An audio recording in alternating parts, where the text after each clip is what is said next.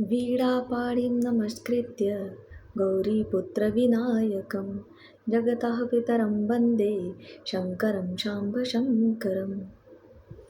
सर्वेभ्यो नमो नमः। मम नाम आरती। मम विषयः मम्मटानुसारेण सर्वोत्कृष्टकविः। ग्रन्थारम्भे विघ्नविघाताय समुचित इष्टदेवतां ग्रन्थकृत परामृशति। ग्रन्थस्य आरम्भे समेषां विघ्नानां विघाताय नाशाय विषयोपयुक्ताम् अर्थात समुचित इष्टदेवतां कविभारतीरूपाम् आचार्य मम्मटः स्तौति इत्यर्थः। अत्र सर्वादौ ग्रन्थः कः?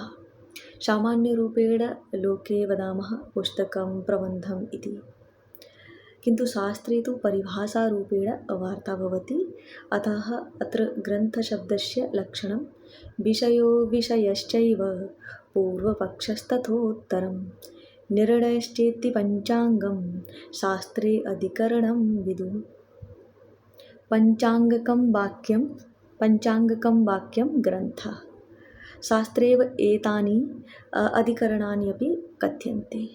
तानि अङ्गानि कानि तर्हि पश्यन्तु। विषयः अर्थात् प्रतिपाद्यं विषयवस्तु। विषयः इत्युक्ते प्रतिपाद्यसम्बन्धे संशयः। अत्र मूर्धन्यषकारः तालव्यषकारः द्वयोः शब्दयोः भेदः वर्तते। शास्त्रे केवलं कपोलकल्पनाः न भवन्ति, अपि तु कश्चित् विषये प्रतिपाद्ये तत्र केचन संशयाः भवन्ति। यदा संशयाः भवन्ति तर्हि तत्र द्वौ पक्षौ भवतः, पूर्वपक्षः पुनश्च उत्तरपक्षः। ग्रन्थकारस्य दायित्वं भवति तत्र सम्यक् विवेचनं कृत्वा खण्डनं मण्डनं पूर्वकं सा निर्णयमपि करोति। एवं प्रकारेण पञ्चाङ्गानि भवन्ति। ग्रन्थारम्भे, आरम्भे अर्थात् काव्यप्रकाशनाम्ना प्रबन्धस्य आरम्भे विघ्नानां बाधानां विघाताय नाशाय ग्रन्थकारः समुचित इष्टदेवतां परामृशति। परामृशति अर्थात् स्तौति, संस्मरति, ध्यायति, अभिनन्दति इति। एषा अस्माकं भारतीयपरम्परा। ग्रन्थादौ अथवा कार्यादौ वयं मङ्गलं कुर्मः। महाभाष्ये उक्तं मङ्गलादीनि मङ्गलमद्यानि मङ्गल अन्तानि च शास्त्राणि प्रथन्ते। सामान्यतः लोके वयं पश्यामः दिवसानुसारम् उत्सवानुसारं यदा कदा गणेशपूजनं, यदा कदा शक्तिपूजनम् आदौ, यदा कदा लक्ष्मीपूजनं शिवपूजनम् आदौ कुर्मः। प्रायः शास्त्रकारः शास्त्रस्य आदौ मङ्गलम् आचरन्ति। इष्टदेवप्रसादेन कार्यं निर्विघ्नं पूर्णं भवति। फलप्राप्तिश्रेयः इष्टदेवाय दातव्यः, तदर्थं मङ्गलं विधेयम्। एवं प्रकारेण ग्रन्थकारस्य अन्तःकरणे अहङ्कारमपि न जायते।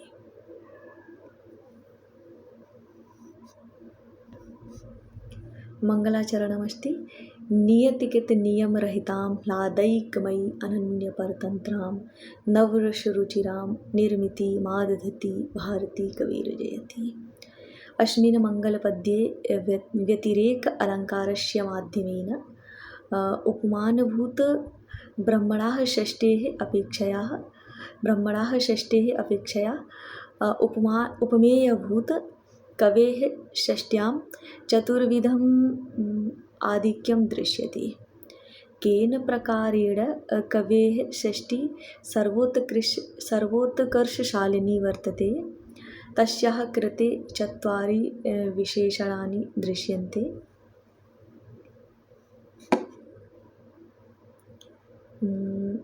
कविवाङ्ग निर्मितिः कीदृशी, ब्रह्मणः निर्मितिः कीदृशी। चत्वारि विशेषणानि सन्ति। प्रथमं नियतिकृतनियमरहितां कविः षष्ठी। नियतिकृतनियमसहितां युक्तां ब्रह्मणः षष्ठी। अत्र नियतिकृतनियमरहितां विधिविधानरहितां कविः षष्ठी।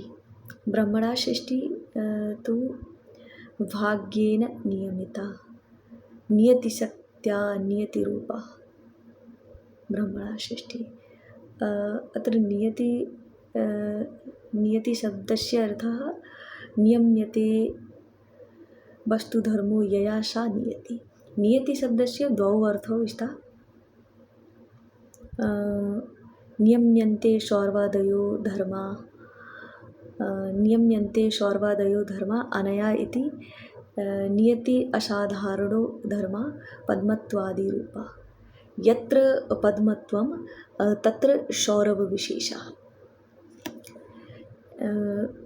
ब्रह्मणः षष्ठी। कवेः षष्ठौ कान्तामुखे अपि सुरभि भवति। नेत्रयोरपि पद्मसौन्दर्यं द्रष्टुं शक्नुमः। तस्या देहे अपि कोमलत्वं वयं द्रष्टुं शक्नुमः। द्वितीयः अर्थः अदृष्टः धर्मो धर्मः। ब्रह्मणः समग्रषष्टिः अदृष्ट इति सिद्धान्ते एव अवलम्ब्यते। जीवानां पूर्वकृतकर्मणां फलभोगनाय षष्ठेः रचना अभवत्। तस्यानुसारेण प्रत्येकं व्यक्तिं सुखं दुःखं स्वर्गं नरकं च प्राप्तिः भवति। एतद् विलक्षणा तु कवेः षष्ठी। तत्र सर्वमपि कवेः अधीनः एव वर्तते। पुनश्च संसारे पश्यामश्चेत् स्वर्गादिफलं तु देहान्तरेणैव जायते। किन्तु कवेः षष्ठौ एवं नास्ति। तत्र स्वर्गप्राप्तिः अनेनैव देहेन वर्वर्णि। एवं प्रकारेण कविः स्वयमेव प्रजापतिः वर्तते। ध्वन्यालोके अपि कथ्यते, अपारे काव्यसंसारे कविरेकः प्रजापतिः। यथास्मै रोचते विश्वं तथा वै परिवर्तते। द्वितीयं विशेषणं वर्तते ह्लादैकमयी। ह्लादैकमयी ह्लाद प्राचुर्यात् सुखमात्तरूपां कवेः षष्ठी। ब्रह्मणः षष्ठी सुखदुःखमोहस्वभावः त्रिगुणात्मिका प्रकृतिः। तृतीयं विशेषणं अनन्यपरतन्त्रा। ब्रह्मणः षष्ठी अन्यपरतन्त्राम्। अनन्यपरतन्त्रां कवेः षष्ठिः न अन्यपरतन्त्रां केवलं कवेः प्रतिभायाः अधीनः काव्यनियमेषु एव बद्धः कवेः निर्मितिः। ब्रह्मणः निर्मितिः ब्रह्मणः परमाणुवादि उपादान कर्मादि सहकारी कारण परतंत्र। अत्र परमाणुवादि उपादान इत्युक्ते समवायिकारणानि असमवायिकारणानि निमित्तकारणानि अपेक्षन्ते। अन्यप्रकारेण स्पष्टं करोमि। यदि कोऽपि घटं निर्माणं कर्तुम् इच्छति तर्हि तत्र समवायिकारणरूपेण मृत्तिका अपेक्षते। असमवायिकारणरूपेण उत्क्षेपणादि पञ्चकर्माणि अपेक्षन्ते। निमित्तकारणरूपेण दण्डचक्र कुलालः प्रभृतीनि कारणानि अपेक्षन्ते। पुनश्च दिक्कालादियोगः ईश्वरेच्छा आदयः अपि तत्र भवन्ति। तर्हि जगति वयं पश्यामः बहूनि कारणानि यदा भवन्ति तदा षष्टिः जायते। किन्तु कवेः षष्ठौ एवम् आवश्यकता न भवति। नवरसरुचिरा चतुर्थं विशेषणं नवरसरुचिरा। ब्रह्मणः कवेः षष्टिः। कवेः षष्टिः शृङ्गारवीररौद्रादयः नवरसाः सन्ति। ते सर्वेपि हृद्याः सन्ति, रुचिराः सन्ति। किन्तु ब्रह्मषष्ठौ तु तथा नास्ति। तत्र षड्रसाः सन्ति। ते सर्वेपि हृद्याः न भवन्ति। अम्ल, मधुर, लवण, कटुतिक्तकषायः षड्रसाः सन्ति। ते सर्वेपि हृद्याः न भवन्ति। एवं प्रकारेण मम्मटस्य कविः षष्टिः वर्तते। तस्या अहं वर्णनं कृतवती। अहम् अत्रैव विरमामि। धन्यवादः।